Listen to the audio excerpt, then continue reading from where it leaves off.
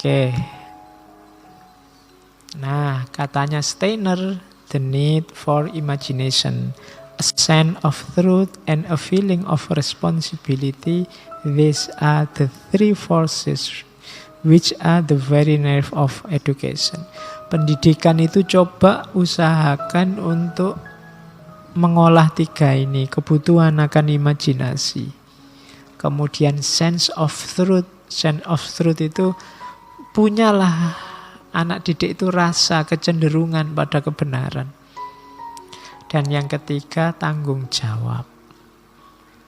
Didik anak kenal tiga hal ini. Dia kreatif, dia berpegangan pada nilai, dan dia bertanggung jawab atas hidupnya. Jadi inilah tiga nilai yang harus diwujudkan, katanya Steiner. Oke, ya, to truly know the world, look deeply within your own being. Untuk kamu kenal dunia, lihatlah ke dalam dirimu. Dan untuk kenal dirimu, perhatikanlah dunia sekelilingmu.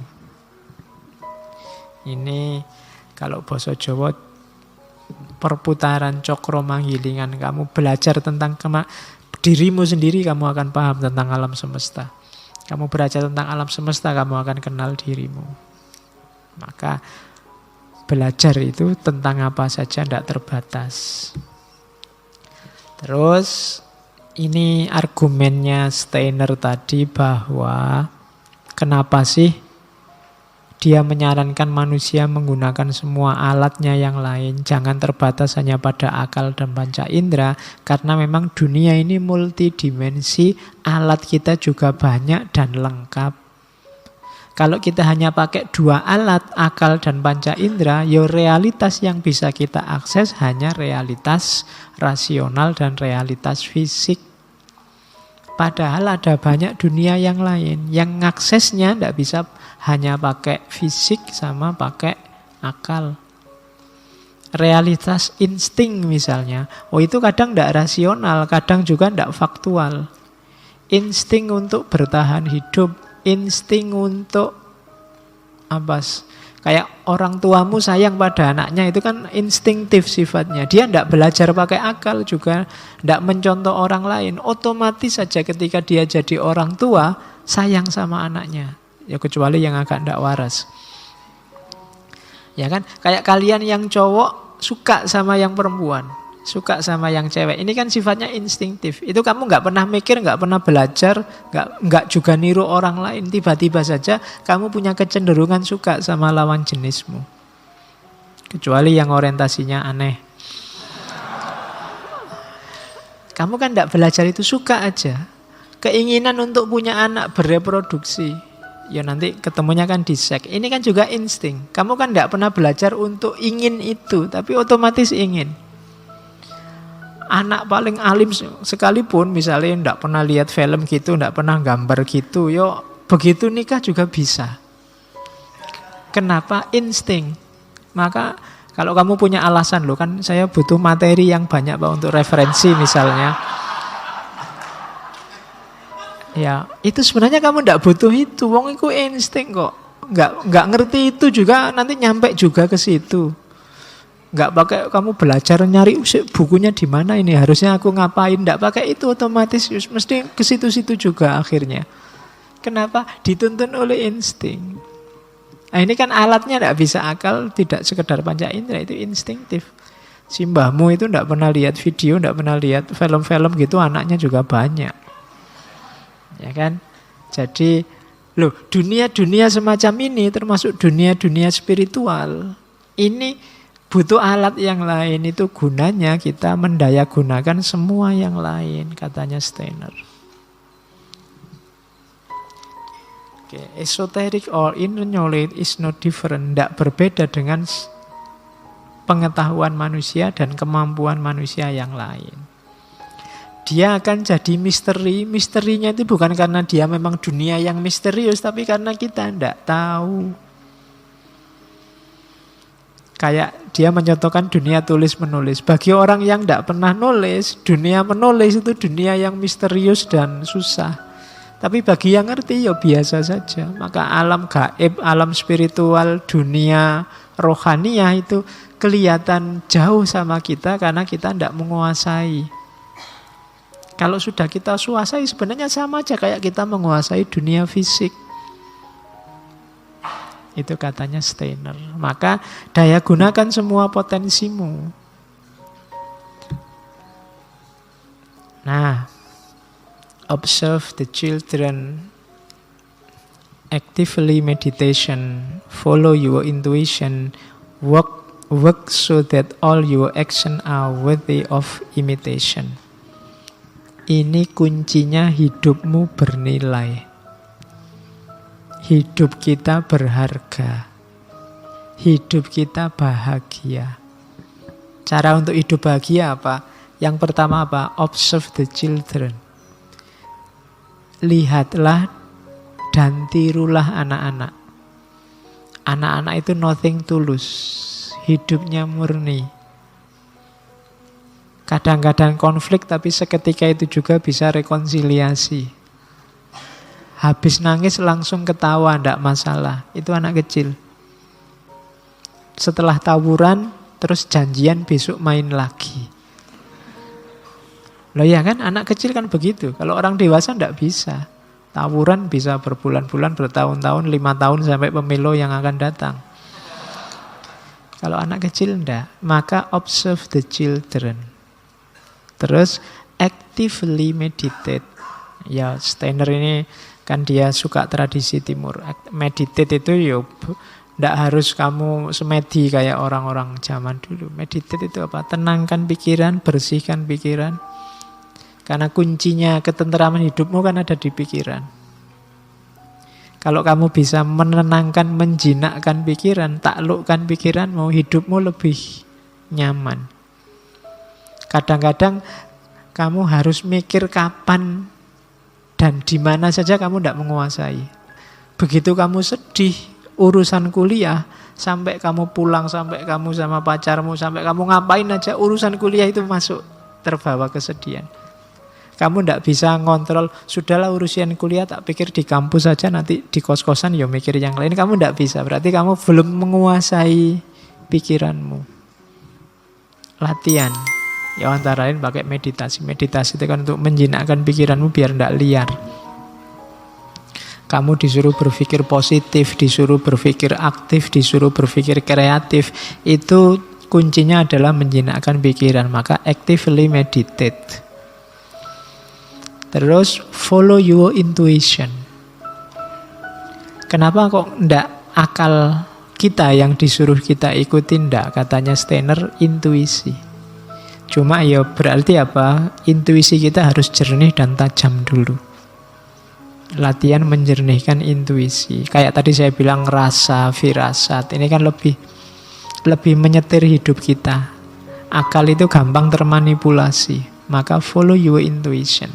Ikuti intuisimu. Mana menurutmu yang lebih baik? Karena dalam hidup ini kadang-kadang kita tidak berhadapan dengan yang baik dan jelek. Kalau yang baik dan jelek milihnya gampang. Tapi banyak kita berhadapan sering dengan yang baik dan yang baik. Enaknya sekarang baca buku apa main ke rumah teman. Ini kan sama-sama baik. Yang satu kebaikan sosial, yang satu kebaikan individual. Perintahnya Steiner, follow your intuition. Mana yang kamu lebih cenderung kemana? Intuisimu lebih mengerahkan kemana? Podo api calon presiden A yo apik, yang B juga apik, sama-sama bagusnya. Follow your intuition. Kalau dicari argumen pakai akal biasanya terus tidak fair. Yang kamu suka kamu cari baik-baiknya saja, yang tidak suka kamu cari jelek-jeleknya saja. Sudahlah, follow your intuition. Monggo milih sesuai intuisimu. Dua hal yang sama-sama baik.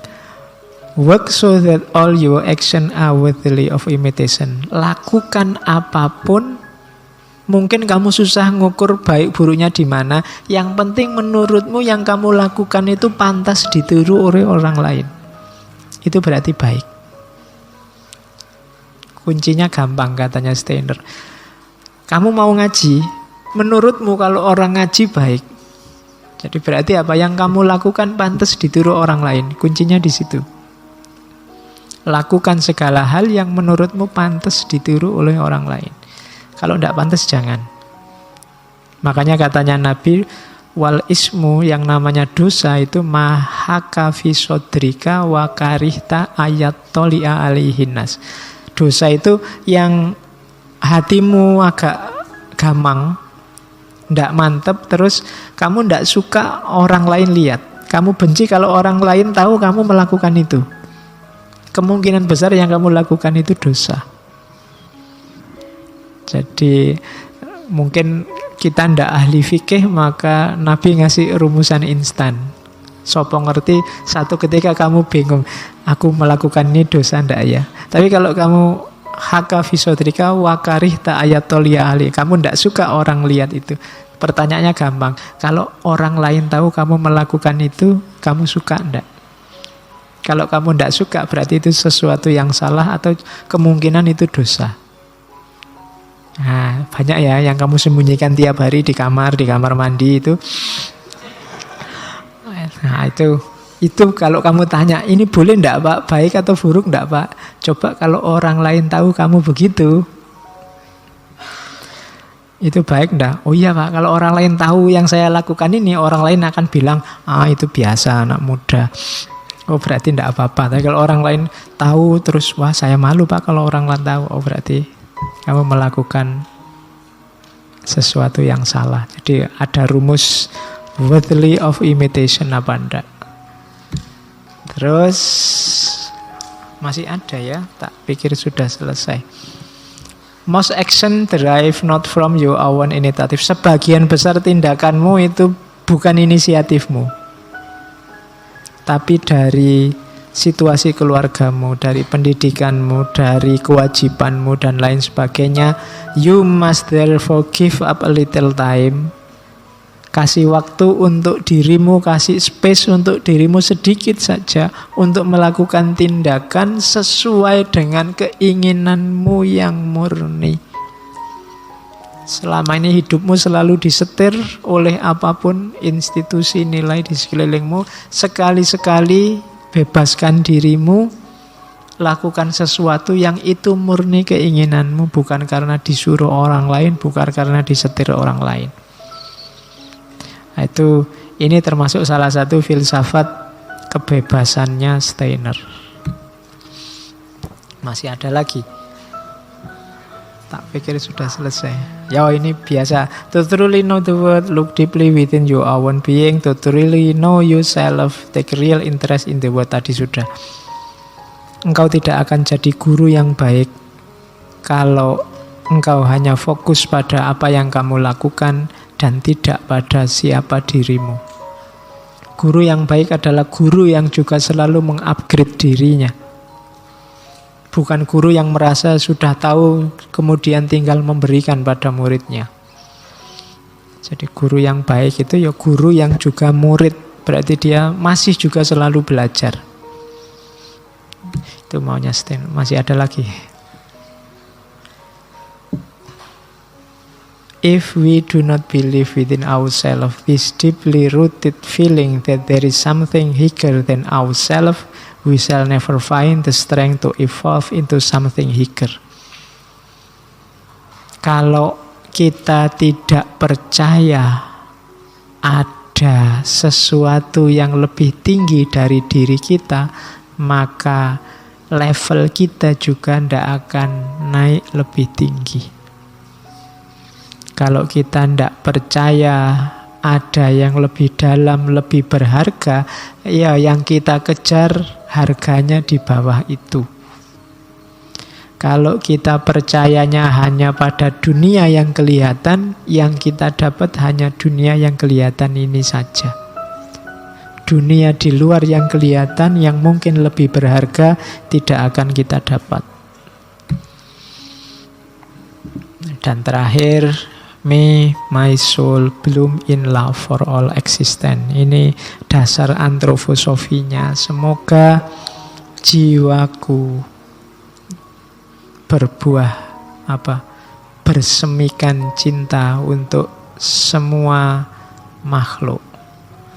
Prinsip dasarnya ini, kenapa sih sampai senjelimet itu tadi merancang pendidikan untuk anak? Karena cinta. Nanti Steiner sebenarnya tidak cuma ngomong pendidikan, nanti dia juga ngomong tentang kesehatan, dia juga ngomong tentang ekonomi, dia juga macam-macam. Dasarnya sama, antroposofi, kebijaksanaan spiritual.